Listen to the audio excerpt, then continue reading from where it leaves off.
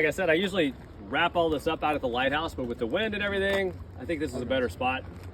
So I got a bunch of slides, so if you guys want to kind of maybe scooch in.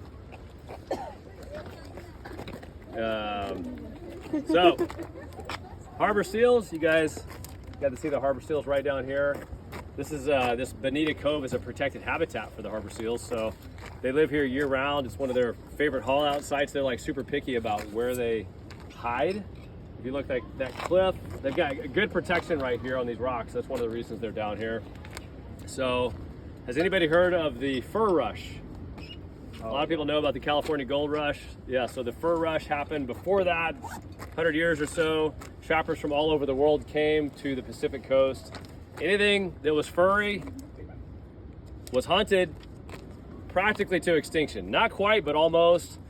The harbor seals, the sea lions, the sea otters, foxes, anything that was up the river delta, anything from basically from the Aleutian Islands up near Alaska to Baja California have been hunted and eradicated from the Pacific coast. The Marine Mammal Protection Act of 1972 protects these little guys. The Marine Mammal Protection Act also protects the whales. We see humpback whales out here all summer. If you guys haven't been here, August is a great time. We saw whales almost every day this August. It was amazing. One day we saw breaching.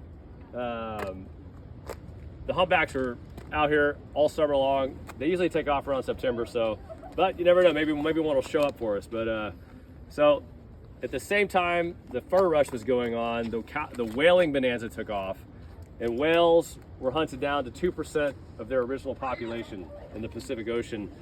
There's journals from boating captains back in the day that said if you looked out across the ocean, you would see spouts and whales everywhere. What we see now is just like remnants of that. So there was tons of whales.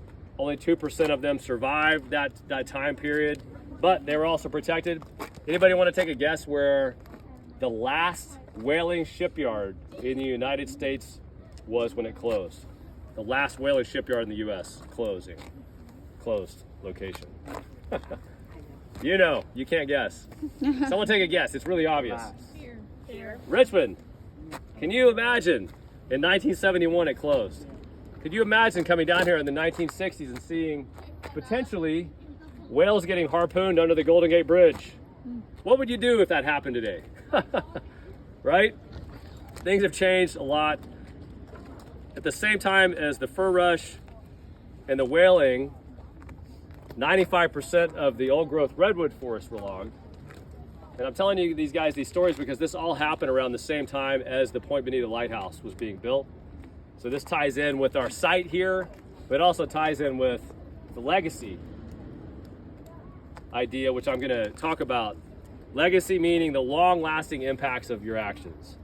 Like there's different types of legacies, but the legacy I want to talk about today is the long-lasting impacts of our actions. So we look at these pictures and we hear these stories about people hunting the marine mammals and the whales and logging the forests. And I see pictures like this one, and I hear these stories, and I say, what were they thinking, right? What were they thinking? Like, how could they do so much destruction with not that much technology? They really wiped out a lot of nature. This is in the 1800s, early 1900s.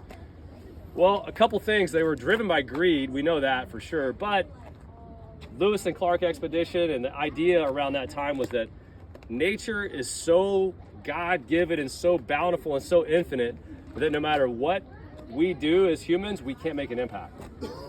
Like they really, really believed that no matter what they did, it would not make an impact on the big picture.